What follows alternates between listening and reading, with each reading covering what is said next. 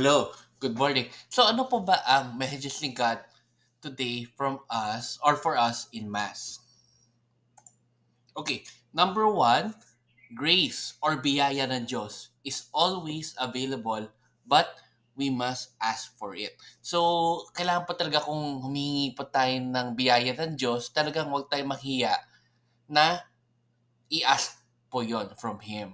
Kaya manatili lang po tayo magdadasal lagi and laging umasa na sana po yung biyayang hinihingi po natin ay maibigay ng Diyos sa tamang panahon. Which leads us to number two, which is nagulat rin ako. Grace is given to the good and the bad. So, ibig sabihin nito, kahit yung mga masasamang tao po sa mundo na to, nabibigyan rin pala ng biyaya or grace ng Panginoon kasi ang Diyos is hindi siya nagdi-discriminate within good or bad. Kaya, kahit papano pala, yung mga bad people or mga bad persons, nabibigyan pa pala sila ng biyaya mula sa Diyos. Pero syempre, ang gusto pa rin ng Diyos ay magbago pa rin sila at gumawa po ng tama. Kaya dapat talaga maging choice po natin sa buhay is laging gumawa po ng tama. And number three, ask for grace that will improve yourself. Ayan. So, sana po yung mga graces na or mga biyayang pinagdadasal po natin sa Diyos ay makatulong para po ma-improve po natin ang ating sarili at ang ating buhay.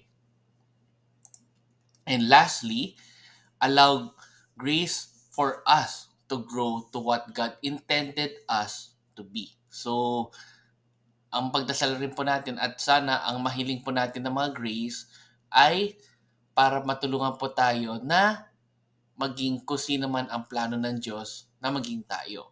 So, lagi po natin tatandaan na huwag tayo mahiyang humiling ng grace sa Diyos and lagi po tayo magpasalamat sa lahat por mga biyayang ibinibigay niya po sa Kanya.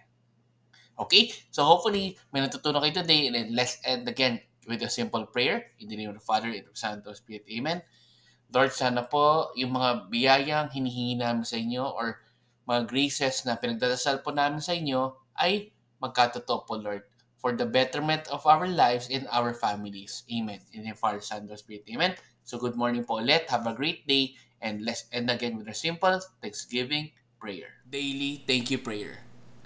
Lord, thank you very much for all the blessings that you are giving us every day.